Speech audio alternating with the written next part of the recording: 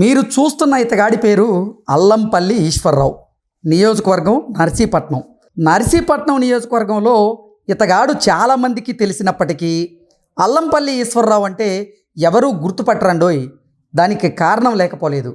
ఇతగాడిని ఆ నియోజకవర్గ ప్రజలు ముద్దుగా బూతుల ఈశ్వర్రావుగా పిలుస్తూ ఉంటారు. అసలు ఇతగాడిని ఆ నియోజకవర్గ ప్రజలు ఎందుకు బూతుల ఈశ్వర్రావుగా పిలుస్తారో ఈ వీడియో ఒకసారి మీరు చూసేయండి. బచ్చా లుచ్చా నీచ్ కమీనే బద్మాస్ బచ్చా బొచ్చిగే బోగ్గే. ఇతడిని బూతుల ఈశ్వర్రావు అని ఎందుకు పిలుస్తారో మీకు ఈ పాటికే అర్థమై ఉంటుంది. నర్సీపట్నం మాజీ ఎమ్మెల్యే పెట్ల ఉమాశంకర్ గణేష్కు ఇతగాడు ముఖ్య అనుచరుడు. బూతు నేతగా ఇమేజ్ దక్కించుకున్న గుడివాడ మాజీ ఎమ్మెల్యే కొడాలి నానిని జగన్మోహన్ రెడ్డి మంత్రి పదవి ఇచ్చి ఎలా గౌరవించారో ఈ ఈశ్వర్రావు నోటిదోల నచ్చి నర్సీపట్నం టౌన్ ప్రెసిడెంట్ పదవిని అంటగట్టాడు ఉమాశంకర్ గణేష్. ఆ తరువాత ఈశ్వర్రావు నోటికే కాదండోయ్, చేతికి పని పెరిగి సిటీలో అరాచకాన్ని డబల్ బోనస్ రూపంలో తన అన్నకి రిటర్న్ గిఫ్ట్ ఇచ్చాడు. ఈ పనికి మాలి పోరంబోకు చెత్తనా కొడక, నీకేమైనా తమ్ముంటే పోరంబోకు. ఈశ్వర్రావు తెర వెనక కార్యాలు నచ్చాయో లేదా బూతులే నచ్చాయో తెలియదు, కానీ ఉమాశంకర్ గణేష్ మాత్రం ఇతగాడికి అధిక ప్రాధాన్యతనిస్తూ వచ్చారు.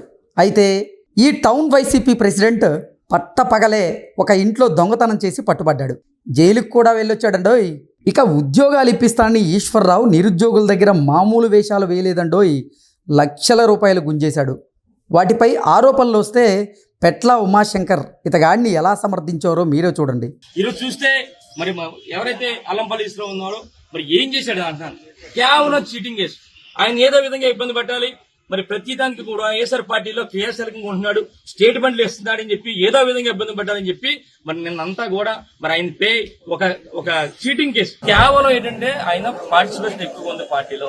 ఈ నోరు నొక్కియాలి, ఈ నోరు నొక్కితే టౌన్ లో ఎవడు మాట్లాడేది లేడుగా, ఈ నోరు నొక్కితే ఎవడు మాట్లాడని ఉద్దేశం కేవలం ఆయన మీద దురుద్దేశంతో పెట్టింది తప్ప ఈ కేసులన్నీ కాదు.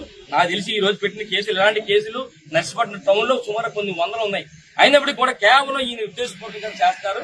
రేపు రాబోయే రోజులు ఈ రోజు మా వాడిని ఇబ్బంది పెట్టి జైల్లో పెట్టినా సరే, అలాగే మన నియోజకవర్గంలో పార్టీ నాయకులందరూ కూడా ఇబ్బంది పెట్టినా సరే, రేపు రాబోయే రోజులు అందరూ కూడా ఎదుర్కొనే సిద్ధంగా ఉందాం. ఇది ఈ ఇద్దరి వరుస. ఇలాంటి నేతలకి వారికి మద్దతిస్తున్న వారికి ఇప్పటికే నర్సీపట్నం ప్రజలు కర్రు కాల్చి వాతబెట్టారు. మరోసారి ఇలాంటి నేతలకు నర్సీపట్నంలో చోటు లేదని వెలిగెత్తి చాటారు. మరి ప్రజలు వేసిన లెంపకాయలకు వీరి తీరు మారుతోందా లేదా అనేది చర్చనీయాంశంగా మారింది. ఆ పార్టీ అధినేత జగన్ నేటికీ మారలేదు. మరి ఈ తమ్ముళ్ళ తీరు మారుతోందా అనేది $1,000,000 ప్రశ్న.